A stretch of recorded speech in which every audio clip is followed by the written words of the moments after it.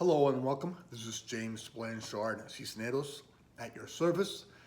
Today I'll be reading the June 2nd Daily Inspirational Message, the condensed version. It's 2 paragraphs long. Then I'll send myself, say a little prayer, and then make a couple comments in the message. And if you find the message of use, please be so kind as to like the video or join us as a subscriber. Thank you for that. Here we go. The title: The Birth of the Present Moment. Paragraph 1. Imagine a moment, a holy instant in time, where every one of the eagle's trinkets and toys are laid down. Imagine a moment where every thought of anger is forgiven and the need for judgment is let go. Imagine expanding this moment from one to many and from many to all. This is the gift that the present moment forever offers you, the opportunity to consciously align and express the divine. Today, align with this understanding by placing the present moment fully in God's hands, and by doing so, allowing God, love, to lead you. When you do, you will feel the peace of God embrace you, and the need for judgment, anxiety, and anger begin to slowly dissolve away. Paragraph 2. Today, let us recognize when we are aligned with the present moment and when we are not. When we are aligned with the now, peace results. When we get to this place of peace by simply letting go of our misperceptions and trusting in the plan that we have co-designed with the divine. Being all one, let us also trust that everyone else deserves the same grace. The opportunity to grow and reach God, the state of peace, at their own pace and in their own way.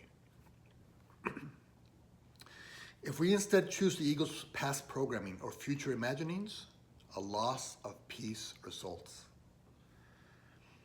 Lost in this unconscious state of mind, thoughts of judgment, anxiousness, confusion, and chaos reign supreme.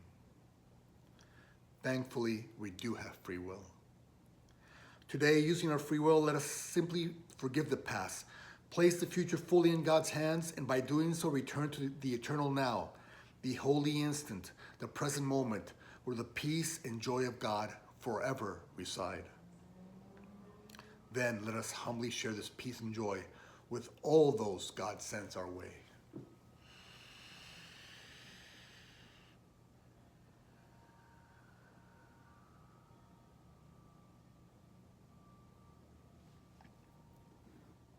All right, the birth of the present moment. Okay. What is our primary function in this world? Why are we even here? Yes, it's lovely to fulfill your dreams, to focus on your passions, to enjoy the physicality of this world. That's perfectly fine. But our main function is to, in every moment and interaction, practice aligning with the present moment, which is where the joy and love and peace of God reside, and then offer that to your brothers and sisters. And so your primary function is just to listen, just to be quiet. Listen to the moment, listen to the interaction, listen to the situation, and see what expression of love that situation or individuals or interactions are requiring from you. And then for you to be that expression of love to those individuals and interactions and situations. That's your primary function. When you're doing that, you feel fulfilled. You feel fulfilled because you're doing what God created you to do, which is to be the light of the world. When you're not doing that, you feel slightly unfulfilled because you're not doing what you were created by God to do in that moment. And remember, only the now truly exists. The past is forever gone. The future can only ever be imagined. So only the now exists. So your function in the now is to be the light that God created you to be, in your own unique ways, in whatever fashion that moment or interaction or situation calls out for. Okay, so how do we do that? Let me offer 5 suggestions that may assist you in the implementation of this daily inspiration. Okay, how do we birth the present moment? How do we align with the eternal now? with a holy instant. Point number one. We have to practice letting go of our past programs. Okay? The truth in us is the love that God created us to be and all of love's expressions. When we're in an interaction or a situation, if we're judging, if we're condemning, if we're being resentful or angry, we're just reacting as we've been programmed to react, as the ego's past programs have taught us to react. If we were reacting through love, with love, through the truth in us, viewing the world through love's lens, through God's lens, then compassion, understanding, forgiveness would be a response to whatever somebody's saying. But what happens is that, the ego answers first and loudest because it's programmed us to support its mindset. And so if somebody thinks, says, or does something, we judge it, we condemn it, we're frustrated by it, we're angry at it, we become hateful, we experience shame and guilt. That's all because of our past programming. So we have to practice letting go of the past. Letting go of anything that's other than love, than loving and compassionate and charitable in nature. And so in point number one, we simply practice realizing, okay, this anger, this judgment, this hatred, this resentment, this frustration, that just comes from my past programming. The only truth in me is the love that God created me to be. So this stuff here cannot really be me. And so this stuff, which we call the ego's programming, is in control of my mind. So I'm seeing the world through the ego's programming, through the ego's dark lens. And thus I'm not fulfilling my function as the light of the world because I'm allowing, unconsciously as that may be, the ego to live my life for me. So I don't feel fulfilled, so I feel like a zombie. Because I'm not living my life. I'm not doing what I was created by God to do. That's point number one. Note when the ego's past programming is in control of your mind and thus in control of the way you're seeing and interacting with your brothers and sisters. Point number two, as we have to practice letting go of the past, we also have to practice letting go of the future. And the future through the ego's programming is all based on fear, on doubt, on worry, on anxiousness. And so you see, the ego wants you to feel that way. Why? Why does the ego want you to feel all that? Because it wants to prove to you that you cannot be a part of a perfect God, a perfect, all-loving God. Because if you're not part of a perfect, all-loving God, then you must be part of the ego. So then you think of yourself as part of the ego, so you want the ego to thrive and survive, instead of doing what God created you to do. And so all you have to do is practice letting go of that fear, that anxiousness, those doubts, by simply practice trusting God more. Whenever those fears come in, whenever those worries and doubts come in, stop it. Stop fueling it with your time, focus, and energy, and then practice trusting God, placing the future fully in God's hands. And when you do so, you're released from the future and you come back to the present moment where the peace and joy of God forever reside. And then from that place, you can offer your brothers and sisters whatever it is, whatever expression of love you can offer them. That has nothing to do with doubt or fear or worry or anxiousness. So point number one, we practice letting go, recognizing and letting go of the past programming. Point number two, we practice letting go of the future ego's programs, fear-based programs. And then in point number three, we simply practice doing this in each moment. Whenever you feel some sort of confusion or doubt about what to think, say, or do, simply remind yourself, okay, say to yourself, what would love think, say, and do now? And let me do only that. What will love think, say, and do? And let me think, say, and do only that. So that's how you answer your brothers and sisters. If you don't know exactly what to think, say, or do, simply invite love to decide for you, to speak through you, to do whatever source wants to do through you. And when you do that, you practice aligning with the present moment, which is your true home here on earth. the present now, the eternal now. And so whenever you're feeling any doubt, any confusion, you know what? Humble yourself. Humble the ego. Step back. Invite God. God, what will you think, say, and do now? And let me think, say, and do only that. That's point number 3. It's a very simple thing to do, and very gratifying when you practice humbling the ego and saying, God, you say whatever it is you want to say to this individual who's judging me or condemning me or whatever. And guess what? When you do that, peace results. And then you start, through the expression of peace and love, and all of love's expressions, you can start fulfilling your mission. That's the light of the world. So that's point number 3.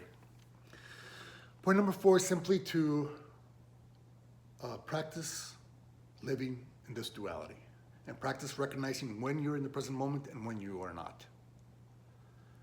Because yes, we can get stuck in the duality. We can get stuck in the ego's programming. We can get stuck judging, condemning, being resentful, hateful, being fearful, anxious. We can get stuck in all those places. That's fine. That's part of the human growth process. That's part of realizing these are just dead-end roads that we've traveled 100 times before, and it never leads us to the state of peace, where we belong as the light of the world, okay? So don't punish yourself if you're stuck in those delusions, in those stories. Instead, practice recognizing when you're there, when you're in the darkness, when you're in despair, when you lack peace. Practice catching yourself and reminding yourself, wait a second, I don't belong there. I don't belong frustrated, judging, angry, resentful. I don't belong fearful, anxious, or worried. I don't belong there. That's not my true home. My true home is here. My true home is a state of peace. So the more you practice recognizing when you're somewhere you do not belong, the less time you will spend in that delusion. The less time you will spend supporting that fairy tale as true. And the less time you spend your time and energy on that stuff, the sooner it begins to dissolve away into the nothingness that it is. Because God is love in all, so only the love in you is true. Everything else is just a fairy tale that we've been programmed by the ego to see as true. But if we don't place our time, focus, and energy on the story, it dissolves away. And all that is left is what it was forever really here, which is a state of peace, the present moment, the eternal now, the holy instant, where you align with the peace and joy of God and offer only that to your brothers and sisters, and thus fulfill your function as the light of the world. Pardon me. Okay, and point number 5 is to use our daily experience to continuously practice trusting in divine timing and in the divine design. And so let's say you're off somewhere and the traffic's making you late. You can get frustrated and angry at every other driver, or maybe even angry at yourself for not leaving quote unquote on time. But you always do the best you can, but you practice trusting divine timing. You say, okay, God, I'm gonna trust that whenever I get there, it's when I'm supposed to be there. And when you trust that in traffic, or when you trust that in the line in the supermarket, guess what? Peace results.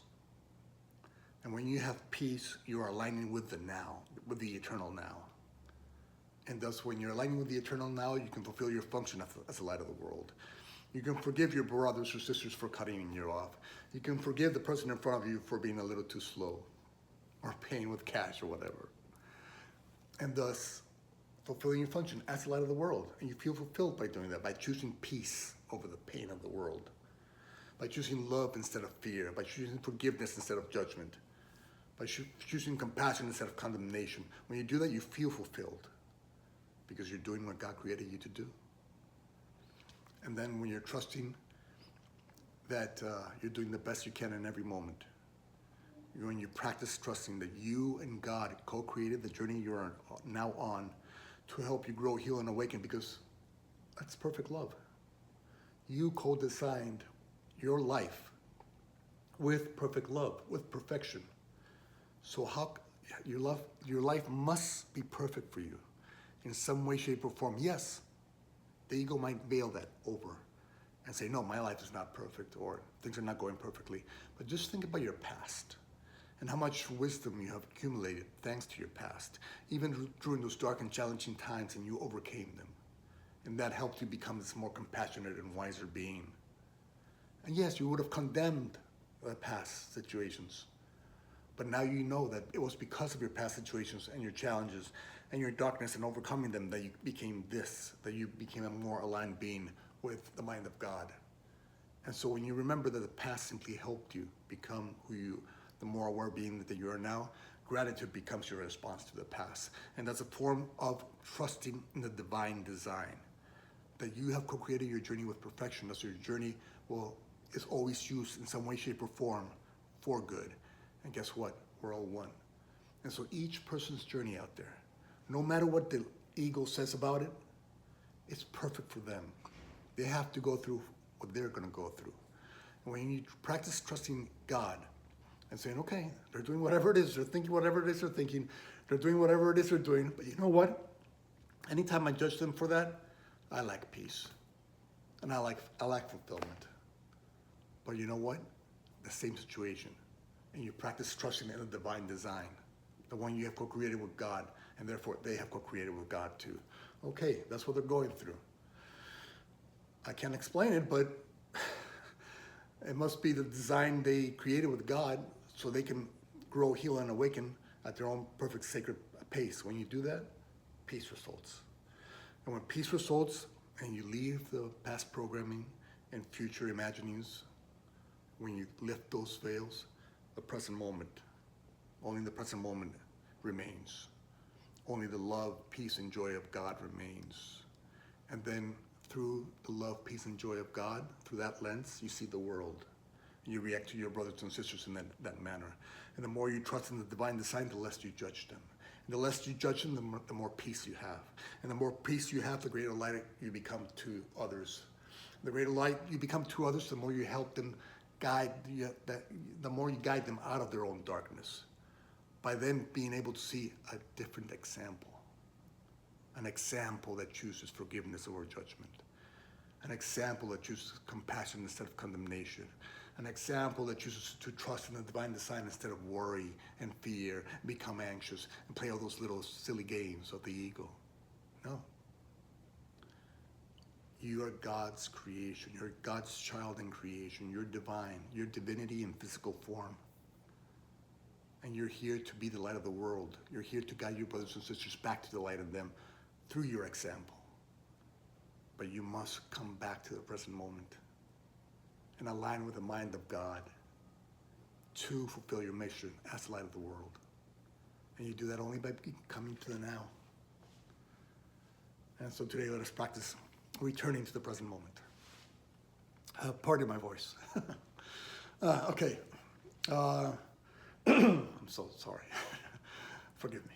It's a good practice for today to return to the now. Okay. I love you very much. Thank you so much for your time. And God willing, we will see each other tomorrow. Peace.